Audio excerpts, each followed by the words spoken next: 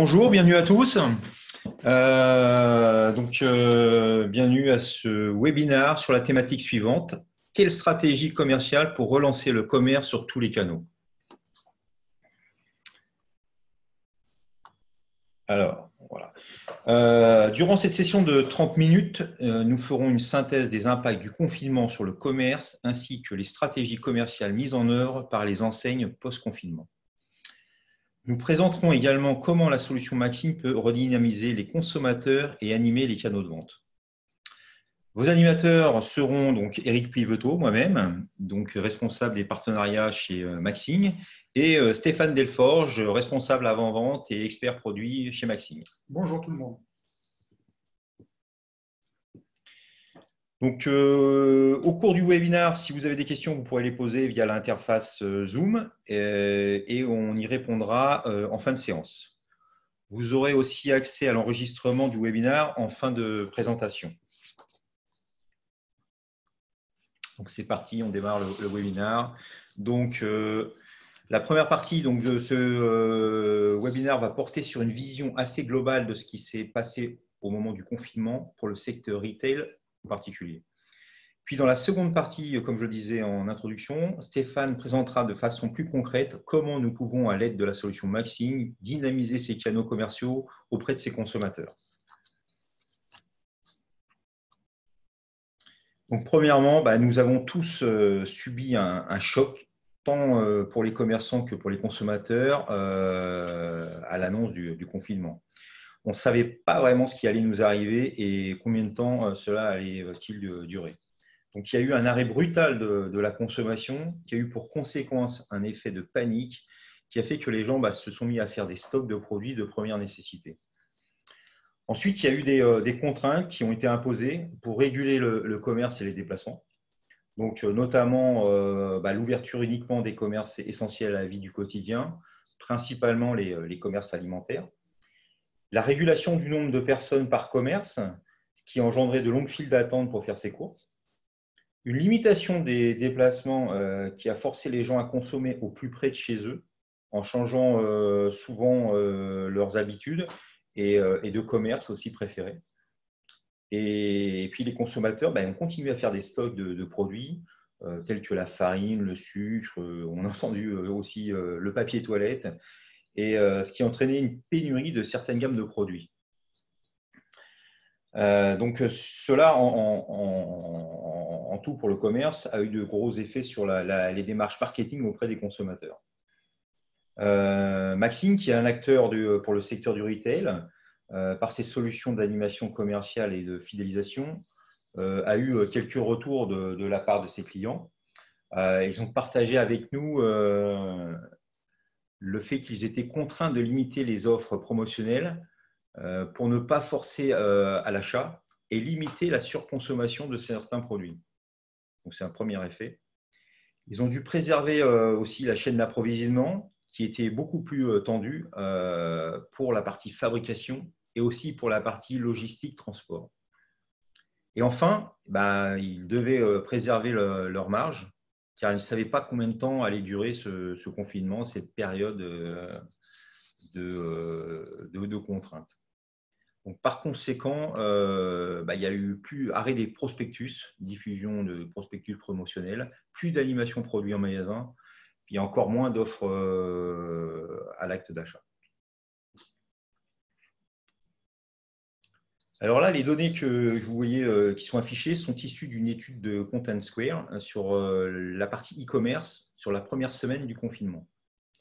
On voit de suite que les consommateurs se sont concentrés principalement sur la grande distribution alimentaire, avec un trafic et un nombre de conversions d'achat qui ont plus que doublé. Les autres types de commerces spécialisés n'ont pas eu la même appétence par les consommateurs. Sur cette autre étude de Nielsen, on voit principalement les canaux qui ont eu la préférence des consommateurs, notamment la livraison à domicile, le drive et les commerces de proximité. Face à cette situation, donc les changements d'habitude, quelle a été la réaction des retailers? Ils ont dû changer leur organisation pour s'adapter aux nouveaux modes de consommation. Les consommateurs, eux, font des paniers plus importants, car plus de repas en famille à domicile et veulent aussi faire moins fréquemment leurs courses pour subir moins de contraintes. Le e-commerce et le drive, ainsi que le commerce de proximité, donc, qui ont connu la plus forte croissance, n'avaient pas obligatoirement la structure pour accueillir autant de trafic de commandes et capacité de livraison. Au démarrage, il y a eu de fortes contraintes pour obtenir des créneaux de retrait de marchandises au drive. On l'a tous subi. Ce n'était pas facile d'avoir une période de retrait et un créneau qui correspondait à nos capacités de passage.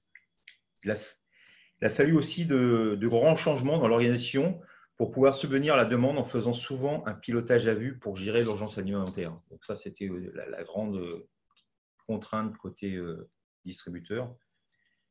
Et ils ont fait donc ces modifications dans l'urgence. Le travail a été fait. Maintenant, il faut continuer à faire fonctionner ces canaux, ces nouveaux canaux, et à fidéliser la clientèle qui pourrait vite retourner à ses anciennes habitudes. Donc, de lourds travaux doivent être mis en place pour pallier à cette organisation qui a été construite dans l'urgence.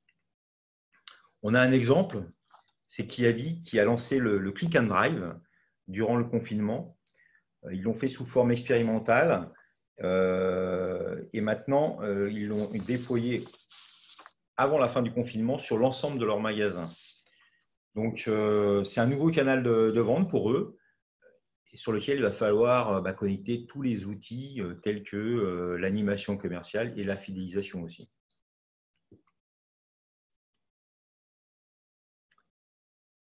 À la sortie du confinement, l'ensemble des enseignes ont voulu retrouver leurs clients et leur part de marché.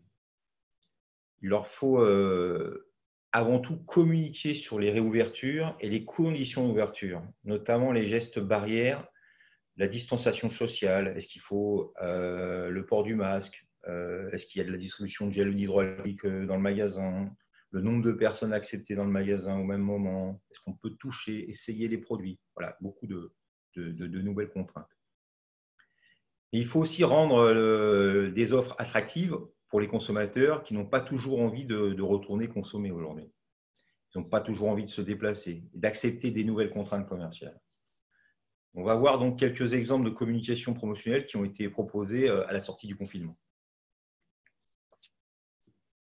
Alors chez Jiffy, à la sortie du confinement, ils ont rencontré une forte problématique de stock de produits invendus.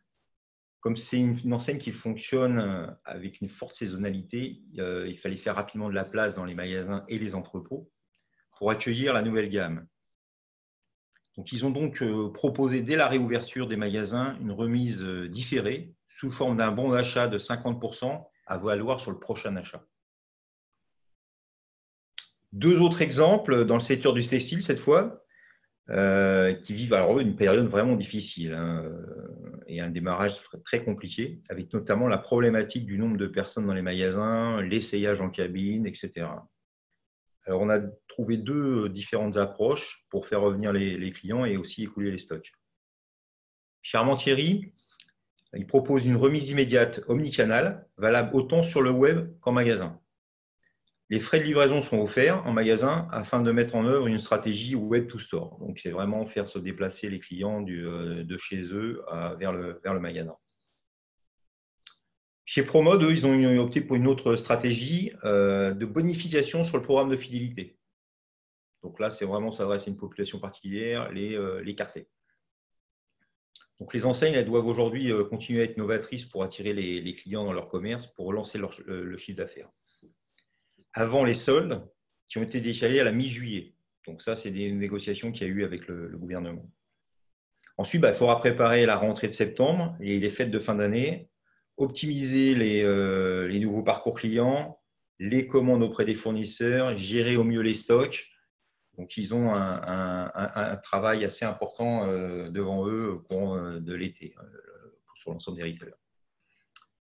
Donc voilà, bon, là j'ai terminé pour la vision globale de la première partie du webinaire.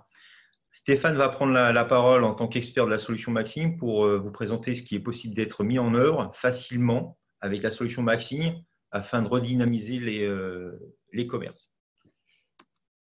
Donc, merci Eric pour cet état des lieux. Donc, en effet, maintenant, je vais faire un focus sur la solution Maxing et vous démontrer comment elle permet de répondre aux attentes métiers et business de manière agile, simple et rapide, sans remettre en cause votre système d'information. Donc, un petit rappel rapide sur qui nous sommes, pour ceux qui ne nous connaissent pas ou peu. Donc, Maxing édite une suite logicielle dédiée au marketing opérationnel pour les canaux online et offline. Donc, historiquement, Maxing a une forte présence dans le secteur du retail, que ce soit la grande distribution, comme Carrefour, le commerce de proximité, comme Coccinelle, le textile, comme Salsa, la parfumerie, comme Sephora, les grands magasins, comme Stockmann dans les pays nordiques. Donc, une grande partie d'ailleurs de ces enseignes ont une présence internationale et sont omnicanales, avec du magasin physique, du e-commerce et de l'application mobile. Donc, nous avons également des clients qui sont pure players, comme La Redoute, qui est présent en France et dans plusieurs pays d'Europe. Et Maxing est présent également dans d'autres secteurs d'activité que le retail, hein, comme le pétrole avec Total, ou l'hôtellerie et les casinos avec le groupe Barrière. Alors, on va voir que la solution Maxing permet aux équipes métiers de mettre en place de manière simple, rapide et agile une nouvelle stratégie commerciale indépendamment de leur service informatique en quelques étapes. Donc, la première étape de création d'une offre va consister à définir la cible client ou l'audience qui sera concernée par cette offre. Donc, ce calcul de ciblage utilise toutes les données disponibles dans le référentiel Maxing, que ce soit des données déclaratives, préférences clients, date d'anniversaire, la composition du foyer familial, ou des données comportementales comme les achats, le statut du client, les interactions sociales que le client peut faire. Donc, cette définition de cible ou d'audience est bien sûr optionnelle, parce qu'une offre peut être plus large et concerner tous les clients cartés non cartés, uniquement les porteurs de cartes, uniquement les clients d'une segmentation particulière. Donc, après, ça dépend de la stratégie qui est mise en place. Donc, la seconde étape va consister à définir l'offre en tant que telle, qui est basée sur des critères de déclenchement. Donc, un critère de déclenchement, ça peut être une date, ça peut être un lieu, ça peut être le contenu du panier, ça peut être un montant d'achat. Donc, toutes les données connues chez Maxim, mais également qui proviennent du front, qui nous sont transmises en temps réel. Donc, l'offre est basée sur ces critères et les actions à déclencher, qui peuvent être de la remise immédiate, de la fidélité, du cashback, de l'émission de coupons, une communication digitale, un trigger vers une application externe, hors Maxing. Donc, on sait également déclencher des events vers l'extérieur. Donc, une remarque importante sur ces deux premières étapes est que la solution Maxing, au travers de ce que nous on appelle le parcours d'offre, permet de définir à la fois le ciblage et le paramétrage de l'offre dans un écran unique. Donc, ce qu'on rencontre en général, c'est deux solutions différentes, une pour le ciblage, une pour les offres. Donc, ce qui nécessite à l'utilisateur d'avoir deux solutions différentes, donc deux écrans de saisie, d'avoir de la synchronisation de données à faire entre deux applications différentes. Ben là, grâce à Maxing, tout est intégré. Donc, les utilisateurs gagnent énormément de temps et de réactivité dans le paramétrage de leurs offres. Donc, la troisième étape va consister à déployer les offres sur les différents canaux. Donc, canal physique, hein, comme les magasins, les canaux digitaux, le e-commerce, le mobile, le social, etc. Donc, comme le moteur d'offre est commun à tous ces canaux, il permet d'animer les clients d'une enseigne de façon cohérente, quel que soit le canal de contact. Mais bon, il est tout à fait possible de créer des offres spécifiques à un canal, ou voire même spécifiques à un magasin. Ça, c'est juste du paramétrage. Donc, le déploiement de ces nouvelles offres sur tous les canaux s'effectue en quelques minutes. Donc, au final, ces trois premières étapes donc de définition et de déploiement des offres peuvent être faites en journée, en quelques minutes, être déployées et sans avoir aucun impact sur la production actuelle. Donc, ce qui permet aux équipes métiers d'ajuster si nécessaire leurs offres ou de répondre à une offre concurrente assez agressive. Donc, l'étape 4, donc, qui est l'étape la plus importante, est bien sûr l'exécution de l'offre sur tous les canaux. Donc, le moteur Maxing s'est traité en temps réel et traité et analysé plusieurs milliers d'offres actives sur un panier. Donc, sur un panier qui peut contenir 1, 2, 10, 15, 30 articles. La puissance du moteur permet de répondre à ces sollicitations et on répond avec des temps de réponse ultra performants. Donc là, on est sur des temps de réponse en dessous des 100 millisecondes. Ensuite, la 5e étape va consister à mettre à jour le référentiel client, donc avec ce qui a été déclenché, donc mise à jour des statuts clients, puisque Maxing sait calculer du tiering client, mise à jour des points gagnés, consommés, mise à jour des coupons émis et utilisés, sauvegarde du ticket d'achat avec l'ensemble du détail du ticket et des produits. Donc, toutes ces données serviront bien sûr à la prochaine transaction client en termes d'animation, mais sont mises à disposition également d'applications tierces au travers de nos API pour pouvoir, par exemple, les afficher sur une application mobile consommateur. Donc, le consommateur pourra voir ses points, son wallet de coupons, ses derniers achats, et ça quasiment en temps réel. Et la dernière étape de ce processus va consister à alimenter les tableaux de bord, pareil, en quasi temps réel, pour permettre aux équipes opérationnelles de réagir rapidement grâce à des indicateurs basés sur les offres, donc la générosité, le chiffre d'affaires rencontré, le montant de points émis, etc. Donc pouvoir ajuster si nécessaire très rapidement les offres en pleine période d'action commerciale. Donc en synthèse, toutes ces étapes sont gérées au sein d'une solution unique Maxing, donc qui permet aux équipes métiers d'être indépendantes de l'IT, bien sûr après le projet d'intégration initial, pour permettre aux équipes de faire tout le paramétrage des offres de manière autonome. Et elle permet également aux équipes métiers d'être imaginatives et très réactives dans le choix de leur stratégie à mettre en place. Alors, donc grâce à notre diversité de clients, la solution Maxing s'est enrichie au fil des années et permet de répondre nativement à une multitude de use cases, que ce soit sur l'axe promotionnel, l'axe bon d'achat, l'axe fidélité, l'axe communication. Et les nouvelles fonctionnalités qui sont apportées à la solution, donc il faut savoir que Maxing est une plateforme SaaS, les nouvelles fonctionnalités qui sont ajoutées régulièrement sont mises à disposition automatiquement à tous nos clients. Donc il n'y a pas de nécessité de nouveaux projets informatiques pour bénéficier de nouvelles fonctionnalités.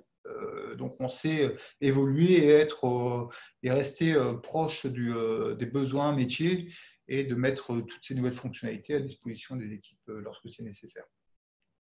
Donc là, on a affiché quelques exemples d'offres sur les vignettes, des offres de bienvenue, des offres liées aux achats, à l'inscription à une newsletter, au parrainage, au téléchargement d'une application, etc. Alors, donc les différentes stratégies commerciales que Eric a présentées en première partie, et qui ont été mises en place par les retailers en sortie de confinement, sont au final assez classiques. Donc, elles sont basées sur du bon d'achat ou de la remise immédiate, mais non personnalisée. Donc, elles permettent en effet aux enseignes de réduire leur stock et d'augmenter la fréquence de visite, mais elles ne permettent pas aux enseignes d'améliorer leur trésorerie. Et elles vont rentrer en conflit avec les périodes de soldes à venir. Et en plus, ces stratégies assez agressives, donc comme l'a dit Eric, peuvent générer du mécontentement chez le consommateur. Donc, pour rappel, l'enjeu est bien pour les enseignes de faire revenir le consommateur en magasin ou sur le web, le reconquérir et, si besoin, relancer sa consommation. Donc, comment redynamiser ces magasins ? Donc, la période de confinement a été propice au développement de la vente en ligne, la vente e-commerce. Donc, l'avantage de la solution Maxing, c'est qu'elle est omnicanal, donc elle permet de faire bénéficier aux clients des avantages sur tous les canaux, afin de fournir une expérience client sans couture, comme on dit, et améliorer la satisfaction client. Par contre, aujourd'hui, les enseignes dont les magasins ont perdu des parts de marché souhaitent faire revenir leurs clients en magasin. Donc, dans Maxing, le canal est un critère standard. Donc, ce qui permet aux clients Maxing de définir des mécaniques ou des avantages qui sont dédiés à l'offline pour régénérer du trafic magasin. Une autre information qui est importante et qui est stockée dans notre référentiel client est le magasin de rattachement des clients. Donc, qui peut correspondre soit au dernier magasin de passage du client, ou soit, qui est généralement le cas pour les franchisés, le magasin où la fiche client a été enregistrée. Et cette information de magasin de rattachement permet de définir des offres et d'associer ces offres uniquement client par client à leur magasin de rattachement. Donc, toujours dans l'objectif de faire revenir le client à un endroit bien précis dans l'enseigne. Slide suivant, comment divertir ses clients. Donc aujourd'hui, on remarque que beaucoup de clients sont encore traumatisés par la période que nous venons de vivre. Et pour redonner confiance aux consommateurs et proposer une expérience client innovante, les services marketing doivent faire preuve d'imagination. Donc, quoi de mieux que de mettre en place de la gamification avec des challenges à compléter par le client pour lui faire bénéficier d'un avantage ou un service. Donc, cela peut être par exemple un parcours ludique à proposer à vos clients en termes de comportement, de visite ou d'achat en échange d'un cadeau. Donc, un exemple, juste pour illustrer ça, inviter gratuitement les clients aux ventes privées, enfin offrir une invitation aux ventes privées aux clients. Si le client va faire un opt-in sur les communications digitales et liker la page Instagram de l'enseigne et acheter une catégorie de produits particulière, et tout ça dans un temps imparti. Donc, on lance un challenge au client et en échange, on le récompense. Donc, ça, c'est assez dynamique et moderne et ça plaît en général aux consommateurs. Et tout ça peut se faire, là, on a un exemple de ce que je vous disais tout à l'heure, le parcours d'offres à la Maxing. Donc, c'est un parcours assez graphique, digital, où l'utilisateur métier va pouvoir définir ses règles très rapidement et graphiquement. Donc, slide suivant, comment reconquérir ses clients?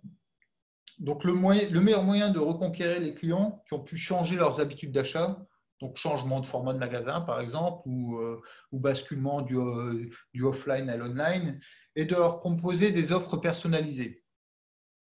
Donc, grâce à la carte de fidélité, les enseignes ont déjà en général beaucoup d'informations sur leurs consommateurs. Donc, pour cela, et au travers de la solution Maxing, ils vont pouvoir cibler leurs clients en utilisant toutes les données disponibles dans la connaissance client qu'ils ont stockées dans le référentiel. Donc, ils vont pouvoir définir des cibles et ils vont associer ces cibles à une offre. Donc là, à l'écran, on affiche un exemple d'offre où sur la partie du haut, c'est la partie de ciblage. Je vais définir quels sont mes critères de ciblage pour mon offre. Et la partie du bas et de droite, ce sont les critères liés à mon offre en tant que telle et l'avantage que je vais déclencher. Donc, un exemple d'offre pourrait être pour les clients dont c'est l'anniversaire ce mois-ci et qui sont actuellement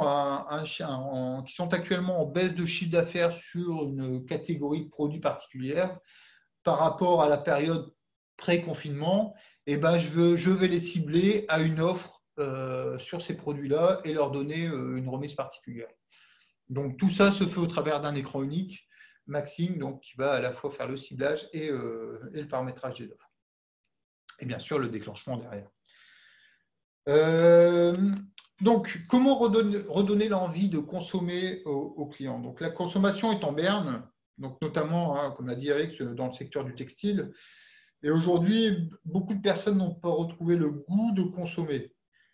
Il faut que les enseignes augmentent donc la visibilité de leurs produits pour recréer l'envie auprès des consommateurs. Et ça, on pense que les réseaux sociaux sont le canal le plus efficace aujourd'hui pour communiquer sur les produits de l'enseigne. Donc, il est important de récompenser les influenceurs de la marque à chaque interaction effectuée sur Instagram ou Facebook, par exemple, pour inciter justement ces influenceurs à interagir avec la marque. Donc, le programme de fidélité ne doit plus être uniquement transactionnel, mais doit être également comportemental. Et grâce au connecteur natif Maxing, les réseaux sociaux deviennent un canal d'interaction comme peut l'être une caisse ou un site e-commerce ou une application mobile. Donc, pour illustrer ce sujet d'interaction sociale, on va décrire très rapidement le dernier projet qui a été réalisé avec la solution Maxing. Donc, c'est un projet qui est tout frais encore, puisque la mise en production a eu lieu au mois de mai. Donc, il s'agit de Salsa Jeans, qui est une enseigne portugaise dans le monde du textile et qui est présente dans 16 pays avec des magasins physiques, je pense qu'il y en a un peu plus de 160, et un site e-commerce par pays. Et ils sont également présents dans des corners comme Galerie Lafayette ou au Printemps. Donc, le projet de refonte de leur programme de fidélité, qu'ils ont appelé Salsa Star, a été fait pendant la période de confinement. Donc, nos équipes projet, Maxing, ont travaillé étroitement avec les équipes de Salsa Jeans. Donc, tout le monde n'a pas été en arrêt pendant cette période de confinement. Et les clients, sur ce nouveau programme, vont cumuler des stars. Donc, les stars, c'est l'équivalent de points, on va dire. Donc, le cumul se fera au travers des achats, donc assez classique, mais il se fera également lors de l'enrichissement de la fiche client, comme le client qui complète son adresse email ou active son opt-in, et ben, il va cumuler des points. Il va se faire également lors de le téléchargement de l'application mobile de l'enseigne. Il va se faire également lorsque le client va déposer un avis sur un produit. Et en plus, ce qui est assez innovant, c'est récompenser le client lorsque le client va lier son compte fidélité à son compte Facebook ou Instagram de l'enseigne et va interagir avec l'enseigne, va liker ou va suivre l'enseigne. Et le client sera récompensé grâce à cette suivi, grâce à ces interactions. Donc, c'est bien un programme qui est transactionnel, mais également comportemental, ce qui plaît beaucoup aujourd'hui aux jeunes générations.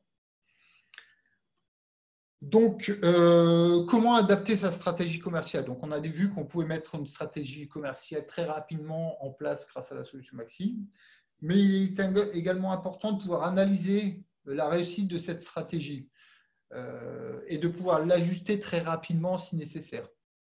Donc, pour ça, il est crucial d'avoir à disposition des équipes opérationnelles des indicateurs fiables et à jour sur les offres qui sont actives. Donc, le nombre de déclenchements, le chiffre d'affaires généré, la générosité, etc.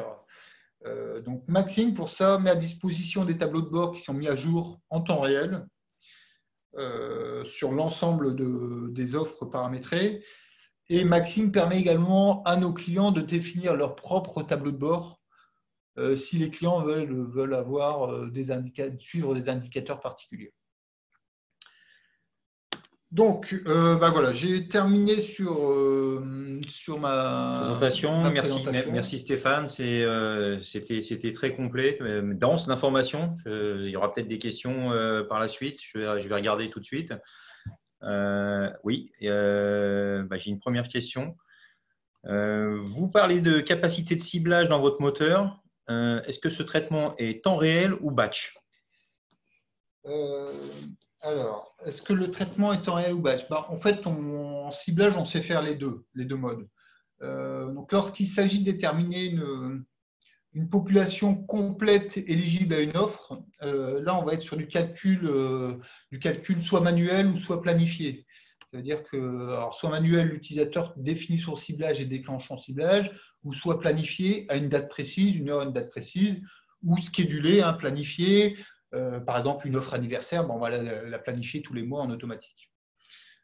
Par contre, s'il s'agit de déterminer au moment de l'interaction client si le client est éligible à cette offre, là, on va utiliser les critères du moteur, donc du moteur temps réel, qui peuvent être basés sur toutes les données qu'on a dans notre référentiel, des attributs clients, les compteurs de points, les valeurs de segmentation, pour savoir en temps réel, est-ce que mon client est éligible ou pas à l'offre en question.